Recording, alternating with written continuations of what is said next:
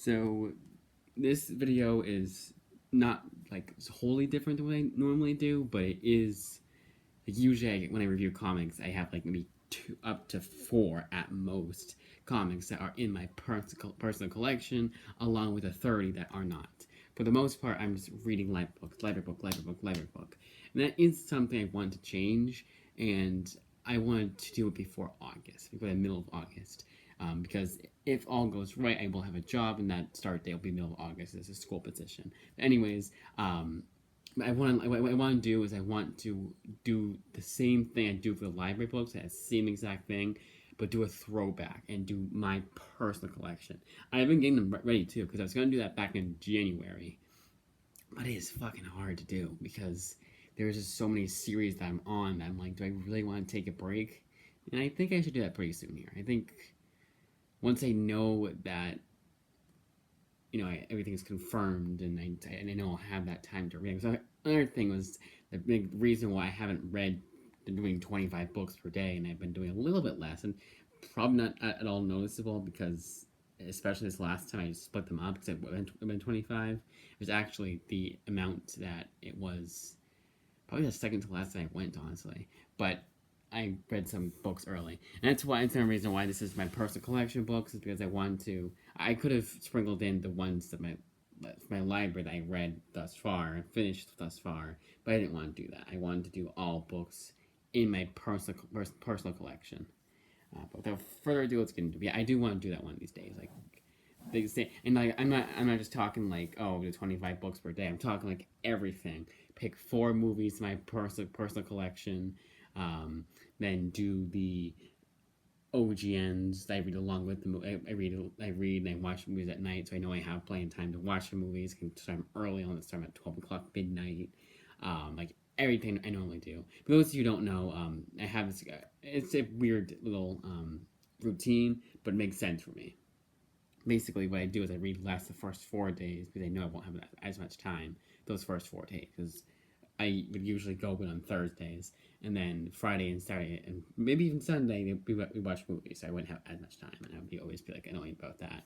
So I decided just to do OGNs and read maybe a couple books in my personal collection, a couple whole floppies. I was not supposed to read, but I was like, check out nose or whatever, what have you. But again, without further ado, let's get into it. First book up, and now also another thing is that some of these books you saw in my quick little video I shout out before I went on a vacation. This past Thursday, ironically enough, it was Thursday, ironically enough. Wednesday night, technically, but it's pretty much Thursday. But yeah, starting Wednesday night, I was on a vacation while our floors were being redone. And I just did a quick little video. It's like, you know what, I'm going to be uploading video the next day because I'm going to get library books.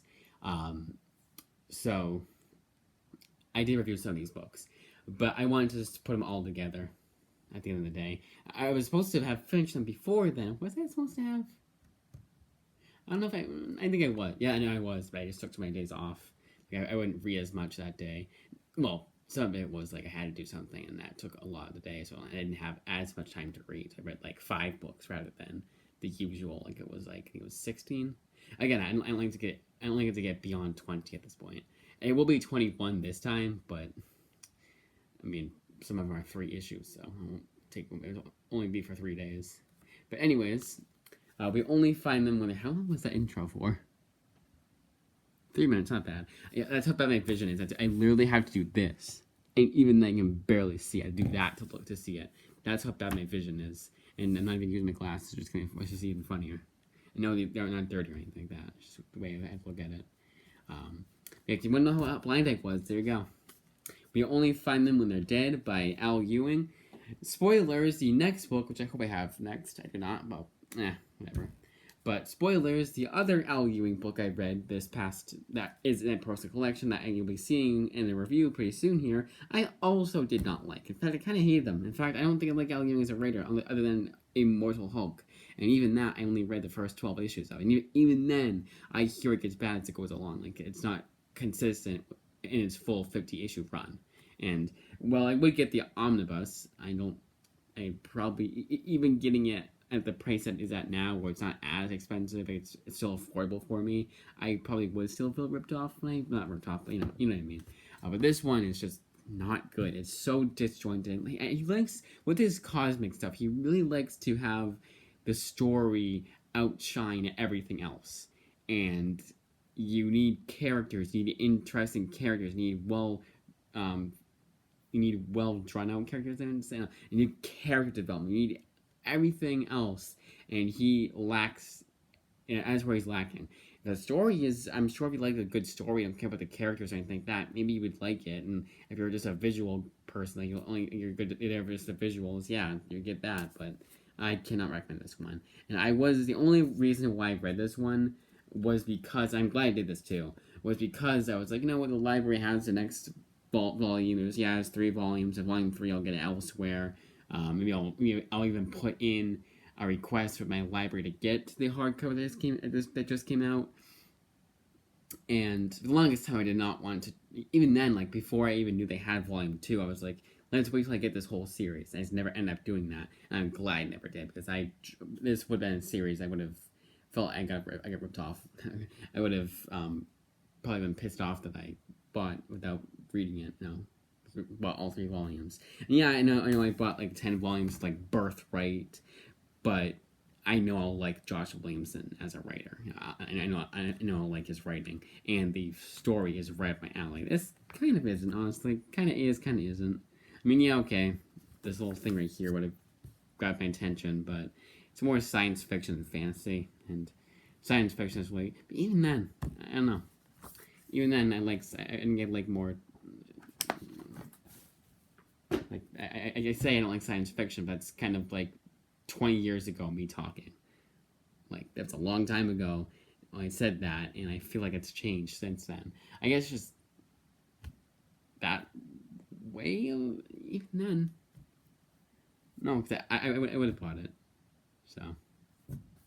But I will be very cautious when I read my next Al Ewing book, or I pick up another Al Ewing book. Black Panther vs. Deadpool. This is one I've read before, and the first time I read it, I did not like it that much. In fact, I kind of hated it. I'm glad I reread it because I liked it a lot more the second time. And I don't know why I didn't like this one, because this one's just fun. Like, it's not trying to be deep or anything. It's just trying to be a fun Deadpool comic. That's all I really need for these 5-issue miniseries. Yes, for something like Jerry Duggan and Brian Posehn's run, that's going to be that long. I think it's like, 30 issues? Maybe even 50? It's a lot of issues. Yeah, I think it was 50. Because I remember being surprised it was 45. Because I remember being surprised I got to fit all that into one omnibus. And at least two of them were 80-page celebration issues. One was 25 years of Deadpool, I believe, or like an anniversary. And the other one was because it was a wedding of Deadpool. They went all out with it. For a 5-issue miniseries, I'm not asking for like an in-depth look at Deadpool's past, or something deep, like I wouldn't say deep, but something that's more like mature and like tugs at the heartstrings, like that Brian Posehn and Jerry Duggan run did. No, something like this. It's just fun, entertaining. I just want it to be fun and entertaining, and that's what this does deliver. It's kind of funny that Daniel Kibblesmith actually has some funny jokes in here, and he's the guy that was about to completely ruin comics with Crash Comics. Crash Comics with his New Warriors reboot. That was so bad that even Marvel said, "Hell no, we're not greenlighting this. Get this out of here," because of how much everyone hated it. And keep in mind, that's Marvel Comics saying that. Modern Marvel Comics saying that. Young Avengers. Now, this is one I've read 1,000 times, and we'll read this 1,000 times more. At least. Probably even this year. This is fantastic. I am seriously considering buying the Alan Heinberg and Jim Chung omnibus. The reason why I haven't is because other than a few issues, I think the only one I was thinking, the only one I saw was Young Avengers Presents 6-issue miniseries. A lot of the Young Avengers were just Young Avengers Dark Reign tie-in to the Dark Reign event, Young Avengers Secret Invasion tie-in. There was a lot of tie-ins, and I just was like, I don't know. But I will definitely consider, because one of them is Civil War, and that's one of my favorite events of all time for Marvel, and I feel like every tie-in is better than the last one, so it probably is one I should check out. And I think my library might even have those. I knew they had one of them. I was thinking of getting it. I kept thinking of getting it, but I never did. But yeah, absolutely phenomenal. Like I would say get the omnibus. Honestly, you can't go wrong. Getting this one if you want, just test it out. Yeah, but I would say pitch in and chip in and get the omnibus. And it's honestly probably at least 50% off in your bargain bin at your local comic shop. Unfortunately, this is still not received the recognition it deserves. And most people think of Young Avengers, they think of the Kieran Gillen run, which I liked enough, but nowhere near as good as this run. MODOK Head Trips is just a collection of random MODOK appearances, and I really, really, really, really, really wish they'd taken out 15 issues from this and put the Secret Avengers by A.L. Scott 15-issue maxi series in here instead, because that is the only good MODOK series I've ever read. Because this one was terrible. The only one that I liked out of here that was consistently good was the Bill Mantlo Hulk stuff. And even that, the worst part about those issues was MODOK. Like, I liked everything else in those issues besides MODOK. This was honestly pretty bad. And I didn't like any stories in here. But I do still recommend it. I think maybe it's just not my thing, but was not good. Not my, like, it was the furthest from my thing at all. And honestly, I would say to buy this one. I wouldn't say not to buy it, because a lot of the unless I really, really hated comics, this one I didn't like. This one I didn't like. This one I didn't like absolutely hate. I just thought it was just boring. And, it is worse than being terrible, but, like, I would still say, I would say to get this at a bargain bin if you really want to know more about MODOK, but other than those Hulk issues, there's nothing in here that's worth reading. I would say pray that it's on Kindle Unlimited or Comixology Unlimited if you have any of those. Read it there. Now this is the other Al Ewing book. This is the Ultimates, and this is one of those books that I was just absolutely I feel like I should have gotten a medal when I finally finished this book, because this was a slog to get through. This was the most amount of issues out of all these books. This had the most issues out of it, and it felt like it was taking forever to finish this damn thing. And what's the best thing about this book is that I'm going to sell this book because this is worth a lot of money. It's out of print everywhere, on Amazon, on eBay, on Abe Books, on a bunch of these little other third-party seller sites I don't go on to anymore because of how much cheap graphic novels screwed me over. Yes, it was during the pandemic, and I say cheap graphic novels screwed me over. I really should say the pandemic screwed me over. I bought comics back in May of 2021, and they did not come in until July of 2021. Like, that is just, honestly, at that point, I would say it's done. Well, it wasn't really pandemic, because there's a whole bunch of things. It's the way that they function, and it's not technically their fault, but my god, it was terrible. Like, I'm never ordering them from them ever again. I know where it's coming on 3, actually it is 3 years now. I know we're past 3 years, but they probably, I most likely are back to normal, but even then I will never buy from them ever again. But anyways, so this is infamously out of print and thus worth a lot of money. So I will not a lot, $1,000 or anything like that. I'd be surprised, but I would say it's worth at least $100. So I'll be selling this book for at least that much, and getting my money back plus interest. Now this one, so the best way to describe this is again just like with his We Only Find Them When They're Dead. Did I say that by the way? I think I didn't. I don't know why it feels like it's the first time I'm saying that title, even though I just reviewed it. But the Ultimates, yet again, is more concerned about telling a story, being like, oh, look, cosmic shit. You remember, all the cosmic, the cosmic stuff we like in other movies and other comics and other things? Here it is. Oh, isn't that cool? We're bringing back the Galactus, but he's this color now. And oh, isn't that so crazy? And it's yeah, can you actually make me get with the characters? Because you could have, honestly, the only one that I knew was Carol Danvers, Captain Marvel in America, and Monica Rambeau, I would say, and Black Panther. But someone like Blue Marvel, I know a lot about every character here except, it's on this cover right here, except for Blue Marvel, the black guy right here. Like, I didn't even know that he and Monica Rambeau are a couple. Like, you could tell me they're a couple way before this comic, and I've been like, no, it was in Ultimates, wasn't it? And I'd be like, no, it was in this issue 2 of Avengers here. And I wouldn't bat an eye. Now that tells more about how much Marvel I've read. I would say I've read a good amount. It is kind of random. Like, I would say for Avengers especially, I've not gone in order. But Blue Marvel is a character I don't really know anything about, and I still know nothing about him. Look how thick this book is. How is it that you write 22 issues of a series where nearly every issue, and I actually think every issue, has Blue Marvel in it, and I learn nothing new about Blue Marvel or any of the other characters? It's not just like, oh, well, America outshines him, you know, she has more screen time. No, I learned nothing new about any of these characters before or after I started reading this book. It is so concerned about being, it's a story, this big thing, this big thing, this big thing, this big thing.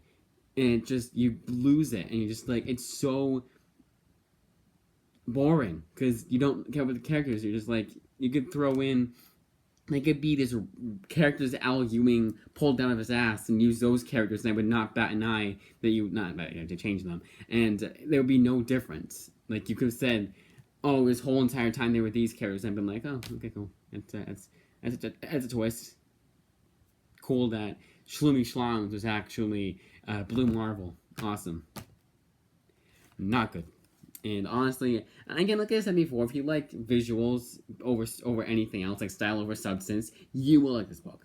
But if you want anything more, you'll be thoroughly disappointed. And I'm honestly, it's one of those books I'm kind of surprised a lot of people like. Not a lot of people, like a whole lot of people, like more people than I would think. Like I would say at least like it has at least 100. I don't know what I'm trying to say. Like near my condition, really like. I mean really like this one. He's the whole reason I bought this book. I'm glad I did, because now I can sell it for $100. Back to him. It's kind of funny. He's the one that ends up buying it. Superman American Alien was an absolutely phenomenal book. I've read this 3 times so far, and I am surprised it hasn't been more. Maybe it has been more, I just can't remember. This is what got me into Superman, and I think this should be everyone's first Superman comic. Yes, I know on the back of here it says this is not a Superman comic, but I think this is the perfect introduction, because it tells you, hey, Clark Kent is actually an interesting character if the right writer writes him. And he can also, the right writer can make it so you don't care. There's not a whole lot of Superman in this Superman comic. It's more about Clark Kent. And that, like, if you can do that and pull it off this well, that is phenomenal. And this, honestly, for that, I would almost say this is the best Superman comic. Almost, but definitely top 5. Before Watchmen, Comedian and Rorschach. One of those books that, honestly, like, both are just as good. Like, it's not one of those things where I was dreading reading Rorschach, and yes, it's also the one I read before. And for whatever reason, I like, when I was rereading this, I was like, oh yeah, Rorschach. I don't remember liking that one. I don't know. I can't. I'm just gonna trust that past me didn't like it, and they were thinking back into it. Like, I'm gonna trust that part of me, I guess you'd say. But no, it definitely improved. Like, this is an absolute phenomenal book, and does justify the Before Watchmen. The whole like, oh, you do 80,000 sequels to Watchmen. I think if you need to do it, if you're gonna do a follow up or another Watchmen book, it should be a prequel. Because I think doing any sequels, that's not. It's unless you're Doomsday Clock, or I wouldn't even say Rorschach with Tom King, then fine. But other than that, I would say no. But I don't know how I'm saying it like that. But I do have a sinking feeling this is going to be the only Before Watchmen book I like. Because it is written by Brent Azzarello. I feel like everything I read by him, he's knocked it out of the park. Even his Futurist End I really like. Only thing I didn't like by him was this Joker book. But even then, I think it was because I had the wrong expectations. Not that they're too high or anything, but that would be this kind of book, and that wasn't even close what the book actually ended up being. Far Sector. This is yet another book that I've read before, and I tried giving this a second chance, and I like liked it a little bit more the second time. Keep hitting that wall. I liked it a little bit more the second time around, but not enough to justify reading it for a third time anytime soon. This is just like with a lot of, honestly, it seems to be a trend with these sci-fi books, just style over substance. And this one's more lore. At least Ultimates, like, honestly, if that was in Ultimates, I would make Ultimates a little bit better. But this is just more like world building. Honestly, this the second time around, I could see that they were actually trying to do more than that. But this reads like a young adult graphic novel, but a fan fiction version of that. Like it feels like what's a young adult sci-fi series, but it feels like the fan fiction version of that tries enough that you can tell the person, like, you know, they knew their stuff, but they're not they're not an experienced writer. And N.K. Jemisin apparently is. And ironically enough, she does write young adult graphic novels. Young adult novels. I believe this is her first graphic novel. But there's not... And honestly, it didn't make me care with the character enough. Like, I wasn't annoyed with the character too much. There wasn't any... There was a few bits of dialogue I groaned at, but nothing too bad. Like, nothing I can think of on the top of my head other than she says "stidity ass" one time, and that was kind of cringe, but more because it doesn't sound right coming out. But other than that, like, there's something like in here that I cringed at. It was just kind of tedious, kind of slow, not a slow, it's kind of slow, but even then, like, there's stuff happening, it's tedious. Green Arrow and Black Canary easily is my pick of the week. This gave me everything. This is the ultimate palate cleanser, giving me something that I could look forward to reading each and every time that I keep up in my little stack of comics. Because the way I read my comics, I read one of each. So I read one of Far Sector, then one of Ultimates, and one of We Only Find Them When They're Dead. I had to do two because I had to finish these by a certain point, you know, they weren't bleeding over into next week, so to speak. But I failed that. But basically, I'm so glad I did that because I still would be on them right now if I didn't do that. But I read one of each. Even then, it was still one Ultimates, one this, one that. But yeah. But that's how when I had them stacked. It was the point. But whenever this came up on the stack, I was like, hell yeah, let's go, and I could not wait to read the next issue. It was almost a page turner. Like, I almost read more than one issue in one sitting. Because even then, when I was reading two books, it'd be like one of Black Canary, Green Arrow. Then it would be one of Ultimates. I'd go back to this one. And go back to Ultimates. But this, I almost read like two in one sitting, maybe more. This was a page turner. It did that thing. But I won't say that. It had like cliffhangers that weren't like, oh, I wonder how I'm gonna get out of this one. No, I actually like, how the hell am I gonna get out of this one? Like, I like actually intrigued. Now this is the last 15 issues of Judd Winnick's Green Arrow run, and I don't think that means that no one should pick this up, because this is my first Judd Winnick Green Arrow book. And I would say that this is like, it's kind of funny that you can, even though it's the last 15 issues of his run, you could read this and for the most part not be confused. Now, there are certain things like, oh, like, why are we here? Like, who's this character kind of thing? But even then, like, Judd Winnick more than likely did not create these characters anyway, so. Technically speaking, you would want to read their first appearances, not earlier issues of Green Arrow by Judd Winnick. But yeah, easily pick of the week. Rorschach and Strange Adventures, both by Tom King, and both improved this time. Now, Rorschach I have read like 14 times, and Strange Adventures I've read like 2. Now, I had the first 4 issues of Strange Adventures that I had way back when I was still collecting floppies. Never got issues 5 to 12, obviously. Had to get the hardcover. But Rorschach, I had just said, trying to get second chances and third chances and 4 chances to try and get to like this one, and I like it now. I think it's competently written. enough to where it kept my interest. But yeah, it's still Tom King book. Like if you don't like Tom King, this is not gonna sway you at all. I just think Tom King is passable, and whenever he at least tries to make an interesting book, he doesn't accomplish that. Like I was never completely bored with this comic. It's just because it was a few pages longer than your average DC comic or your average comic in general is. I did feel each additional page that the book gave to me, that was in this book. You know, if it was 48 pages rather than 24, I felt each additional page. And usually I don't. Like for Black Canary, Green Arrow, there was one that was a double-sized issue, and I feel like not feel the length at all.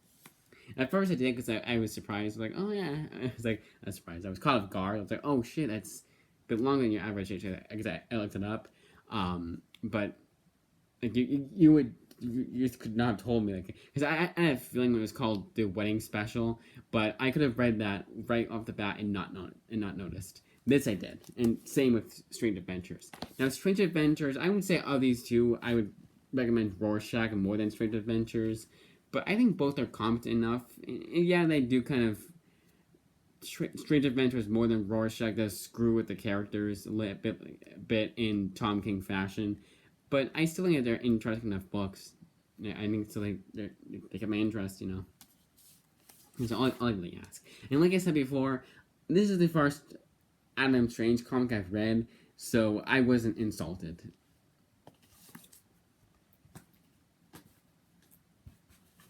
And last but not least, it's the Prestige format library edition of Death or Glory.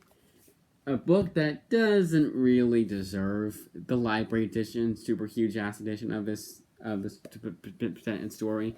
Sometimes the artwork is good, sure, but for a story like this, like when we don't have something like a lot of Image comics in this huge ass format, it's kind of almost an insult if this was what got chosen. And this is not a bad book by any means, by any stretch of the word, but and it's not just because Rick Remender wrote it and Rick Remender also wrote this series I like a lot more. No, it's just kind of like it's just okay, just passable. It's not bad, not great, just alright. But I do recommend getting it in this format though, just to support this format more often. Yeah, I just like decide to do more of this format for Rick Remender books, but maybe if you send them a letter in the mail, they'll consider putting something like Wicked and Divine in this size.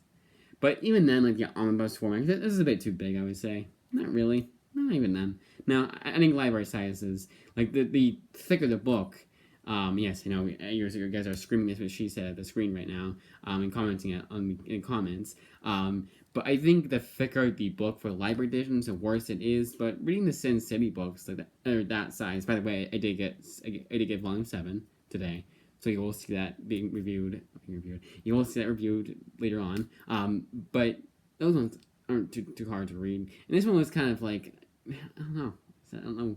Maybe it's been that long since I read Sin City in library edition format. Honestly, even like, because the last two, because one was an OGN, the second one I just checked out too much. I was like, you know what, screw it, we'll read this one. Oh, was that? I don't know. But I decided to do that with the last 2 volumes of Sin City. Read them quicker than I normally do with library books. But because this isn't that thick. Yeah, it's pretty damn thick book, and honestly, for what, $34.99? $39.99. Yeah, $40. And for this size, like even for this so I don't have anything that's omnibus size, but it's a little bit smaller than this. But this like omnibus size of this size book, this thickness, it would still be $40 from Image. This is a steal. So I would say to buy this book, to definitely check this book out just for that. Now it is comically written enough. I don't think anything here like is. I wouldn't say Rick Remender wasn't trying or Rick Remender fell off with this book. No, I'm just saying it's just not up to his standard of writing. But if you really like Rick Remender, you will like this book. It's just enough, you know. I don't think it's an insult to his writing or he didn't try or anything like that. No, it's just not as good. It's just all right, you know. Not a whole lot to say about it, honestly. I talk more about the dimensions than anything else. Which kind of goes, this goes to show just how much I like that book. Which is not a lot, not a whole lot. That's it. 12 books. Let me make sure it's 12. I know I checked after. 1, 2, 3, 4, 5, 6, 7, 8, 9, 10, 11, 12. Now what I'll do what I should be doing more often, but I keep forgetting to do, and sometimes just a video is too damn long. And sometimes I usually just forget, or there's too many books or whatever. But I'll go back over them and give you a out of 10 score. 1 out of 10, honestly. 7 out of 10. It's fun, but other than that, there's not a whole lot to it. Like it's not deep or anything like that. It doesn't break the mold at all. 9.5 out of 10. 3 out of 10. Because there was 3 issues of Hulk in here. Actually 4, so I should say 4 out of 10. Because it was only 4 issues I liked out of that book. Even then I would say 3. Because the last issue of Hulk, I was like, okay, can we be done with Hulk now? Thank you. I like Bill Mantlo's run was really damn interesting. And one thing I like to mention was one of the side characters I was actually interested in. And that's a very hard feat to accomplish, especially back in the day. Ultimates by Al Ewing, 1 out of 10. Superman, and 1 out of 10 does not mean it's the worst thing I've ever read. Like it's as bad as something like America by Gabriel Rivera. Actually, it's kind of worse because at least America by Gabriel Rivera is at least interesting because it's so bad it's good. That was just kind of boring. Ultimates was 9.5 out of 10. A must read for every Superman fan. 9 out of 10. I would say it's a must read for every Watchmen fan. If you like, Watchmen shouldn't have any sequels and spin-offs, read that one. 2 out of 10. It was sometimes more interesting than Ultimates. Actually, it wasn't as long as Ultimates was or as MODOK was. So there you go.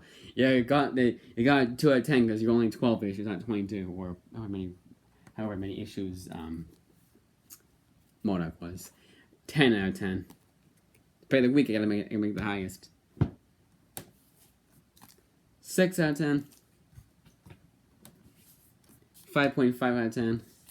I am pissing off every Tom King fan. But to be fair, I already did because I called him a bad writer. I told him, like, not this time around, but before I called him an asshole. He's an asshole. Like in real life, he's an asshole, and it does kind of affect his work. Like I don't think I'll ever give him anything above. Even for his vision, I would never give it anything above a 7 out of 10. Because I can be an asshole right back. And Death or Glory, I give that a 7 out of 10. I know I said 7 out of 10, I was supposed to be written by Tom King. No, it was a 7.5 out of 10 for Death or Glory. I just review everything above a 7 out of 10 that I thought was competently written enough. But the thing that by Tom King I thought was like so damn good, I don't review anything above that. But no, it's more just like his stuff I am more critical of. But not that, I wouldn't even say like Rorschach. If it was I was less interesting than before Watchmen, I wouldn't give it as much praise. It's just more like, I guess I feel guilty, but I don't know. But he's an asshole. The whole Jay Lee thing, like just, like, you're on Calling Pop all the time, and it's slowly but surely leaves a little shred of respect for Calling Pop. Not too much. Not like, I'm like, oh my god, I'll never like any of your stuff. No, it's just kind of like, I have them on your show. But I'm sure, like, they, it's, whatever, but they don't have to like the same people I like, nor do they have to hate the same people I hate. I mean, I hate Tom King for a damn good reason. It's more than just a Jay Lee thing, but, they seem to like him enough. I'm sure if he ignored all his Twitter shit, he probably is a decent enough person in real life. But even then, I've heard, like, if you don't worship the guy, he tells you to fuck off, basically. Not actually says it, but But that, as I say, is that 12 comics, and most of them are good. Honestly, Green Arrow, out of all the bad ones, Green Arrow outshone those. So I would say, even if it was like 6 books that were, or if it was like more than 6 books that were good, are bad, Green Arrow outshone all of them and made it so I didn't notice the bad, basically. Yeah, I still knew it was bad books. I was like, oh, Ultimates, oh, MODOK, oh, The Only 5 Memory Dead. At least that was 5 issues, but Ultimates was like 22. But Knights of Green Arrow was 22 issues. But what's honestly, it would be if I had another volume of Chubb Wenig's run. But again, that, as I say, is that. And the best part, and one more thing. The best thing about that Green Arrow run is it basically is, let's say it was 10 volumes in his entire run. It basically is volume 10 that I was starting on. And I wouldn't have batted an eye if it was the first or the last volume, because of how good that run was and how good the writing was, where that he was like, okay, new readers, come on in, but also old readers will continue on the story. But it was just like, yeah, other than like, oh, how did they suddenly get married? When did he propose? Yeah, okay, that you're gonna want to read his earlier issues of his Green Arrow run, but still, like, I read that and I had no problems. I was never like, well, who's this? What's going on here? I was never confused. That essay is that. I guess this video's been going on for long enough. Yeah, 36 minutes. All right.